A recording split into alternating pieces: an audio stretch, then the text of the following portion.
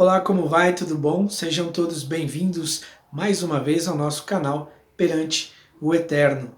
Esse é o nosso 14º vídeo de uma série de 24, intitulado Porque Ele é o Messias, onde sempre mostro uma profecia sobre a primeira vinda do Messias no Antigo Testamento e o seu cumprimento no Novo Testamento. Se você, porventura, ainda não assistiu aos outros vídeos desta série, clique então na playlist e você pode acompanhar os outros estudos. Confira também outros vídeos que temos aqui no canal a respeito de vários assuntos diferentes. Nesse vídeo, a profecia mostra que o Messias seria abandonado. E se você tiver alguma dúvida sobre esse assunto ou outro qualquer, eu posso fazer um estudo mais elaborado, obviamente, um pouco maior, com maiores detalhes. Lembrando também que se você ainda não se inscreveu em nosso canal, nos ajude, se inscreva no canal, deixe também seu like, deixe seus comentários nesse vídeo. Peço que você se inscreva, ative o sininho de notificações, quanta coisa, não? E se tiver vídeos novos, pode ter certeza, o YouTube vai notificar você e assim possamos todos ficar juntos perante o Eterno. Ainda no último estudo falamos sobre outra profecia, também de Zacarias, quando foi vendido por 30 moedas de prata. Agora, outra profecia. A profecia escrita no Antigo Testamento, também chamada de Bíblia Hebraica, está em Zacarias capítulo 13, verso 7, e diz assim: Desperta, ó espada, contra o meu pastor, e contra o homem que é meu companheiro. Diz o Senhor dos Exércitos: Fere o pastor, e as ovelhas ficarão dispersas, mas volverei a mão para os pequeninos. Deus aqui fala do seu pastor como seu companheiro, seu igual. Quando ele diz, volverei a mão para os pequeninos, pode-se compreender de duas formas. Por exemplo, pode-se entender como a promessa de proteção e conforto aos pequeninos, aos desamparados, ou de que as dificuldades e as angústias se estenderiam até os mais humildes do povo. O cumprimento dessa profecia encontra-se em Mateus capítulo 26, verso 31, quando Jesus, aplicando a ele mesmo a profecia, ele diz: Então Jesus lhes disse, esta noite todos vós vos escandalizareis comigo, porque está escrito, ferirei o pastor e as ovelhas do rebanho ficarão dispersas. Viu só? O próprio Jesus avisou os apóstolos o que ia acontecer e ele atribuiu a profecia a ele, aquele momento ao qual eles passariam. Como na profecia aqui, o Messias está sob a figura de um pastor e Jesus é o bom pastor. Uma outra profecia do Messias que já estudamos aqui também. Caso você não tenha visto ainda, assista o vídeo em um outro momento. Mas, continuando. E quando a profecia, que ela fala sobre um homem que é meu companheiro, me faz lembrar quando João, por exemplo, ele diz assim, o verbo era Deus e o verbo estava com Deus. João capítulo 1, verso 1. E também eu e meu Pai somos um. João 10, 30.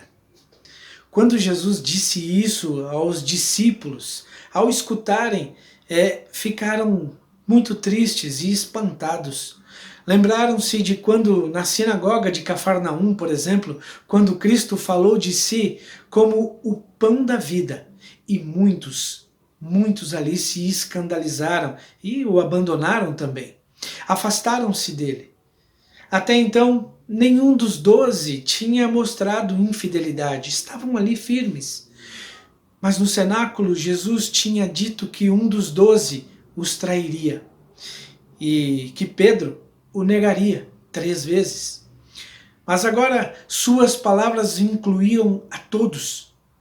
E Pedro, como nós sabemos, mais uma vez se afirma em sua convicção de que não o abandonaria.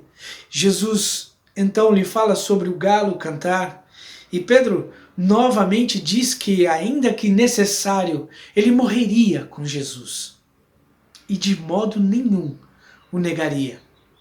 E da mesma maneira diziam todos também, em sua confiança de si mesmos, negaram a repetida declaração daquele que é onisciente. Eles estavam a caminho do Monte das Oliveiras e todos andando lentamente, preocupados, cada um com seus próprios pensamentos.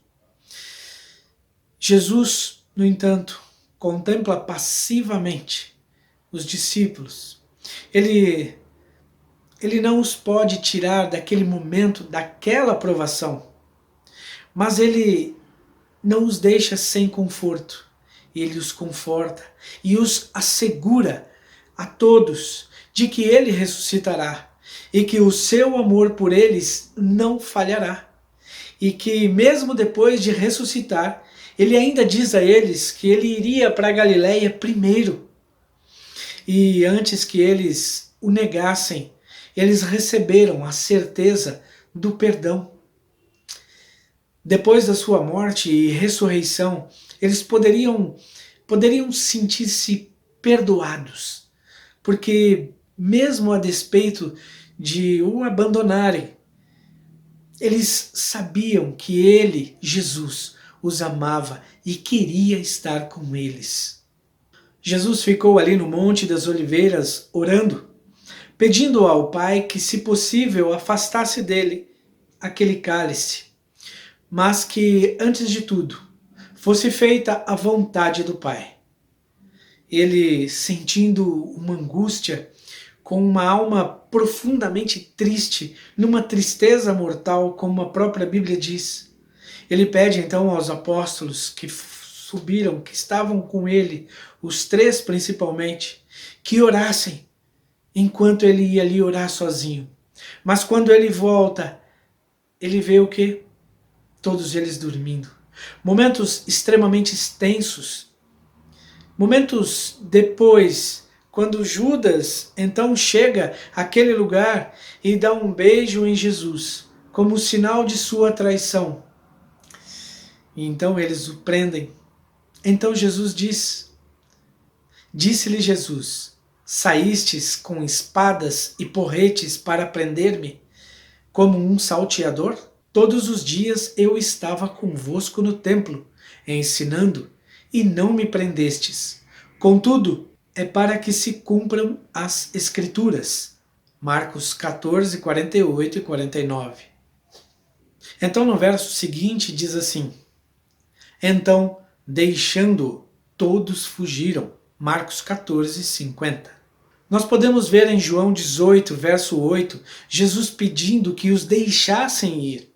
O pedido, na realidade, revela uma preocupação de Jesus com os discípulos.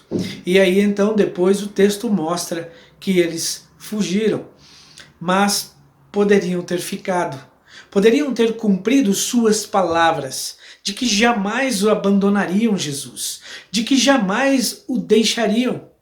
Eles estavam tão decididos, não é? E realmente estavam. Era realmente o que eles estavam sentindo ao afirmarem que estariam ao lado dele até o fim. Porém, não estavam preparados para este momento. E assim, eles o abandonaram. Cristo havia predito: eis que chega a hora, dissera, e já se aproxima, em que vós sereis dispersos, cada um para sua parte, e me deixareis só. Mas não estou só, porque o Pai está comigo. João 16, 32. O fato de os discípulos terem andado pessoalmente com Jesus não os tornou irrepreensíveis ou inabaláveis. Eles andaram com ele eles viram os milagres, viram a alegria das pessoas sendo curadas dia após dia, sendo perdoadas. Eles sentiam a mesma alegria dia após dia. Eles foram submetidos a um processo de crescimento e diário. Assim como todos aqueles que querem crescer em Cristo. É preciso buscá-lo diariamente, a todo momento, andar com Ele, e até mesmo esse momento em que eles o abandonaram foi necessário para o crescimento deles.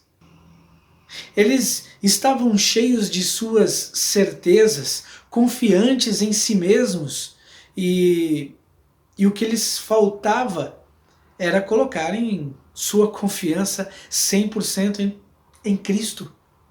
Somente depois de olharem para si mesmos e reconhecerem isso, aí então o seu crescimento espiritual pôde avançar plenamente. Infelizmente, muitos de nós que proclamamos ser cristãos, talvez estejamos ainda confiando em nossas próprias forças, em nossas próprias convicções religiosas, talvez numa fé emprestada de outros, talvez baseada em apenas sermões ou em testemunhos alheios, talvez uma fé vazia. Nós precisamos aprender a alicerçar a nossa fé na pessoa de Cristo por meio de experiências próprias com Ele, por meio de um relacionamento mais profundo, baseado em uma vivência espiritual íntima com Cristo, não baseada somente em cultos ou ações de nossas partes, porque achamos que somos bons. Não. Será que, se formos submetidos a provas severas, não o negaríamos? Será que não o abandonaríamos? Lembre-se, ao afirmarem que jamais o abandonariam, era realmente o que eles estavam sentindo. Era realmente o que eles acreditavam, era o que eles sentiam verdadeiramente. Que possamos realmente reconhecer diante dele as nossas fraquezas, que possamos suplicar a ele que nos mostre os pontos de nossa vida que precisamos melhorar. Acredito que todos, né? Os quais, talvez pontos, os quais nós mesmos não enxergamos. E para isso precisamos parar de acreditar em nós. Jesus disse: sem mim nada podeis fazer. Nós precisamos aprender realmente a depender dele a todo momento. Precisamos buscá-lo, buscar essa sensibilidade para poder ouvir, para poder sentir a sua presença. O quão desejosos nós estamos de estar na presença de Deus.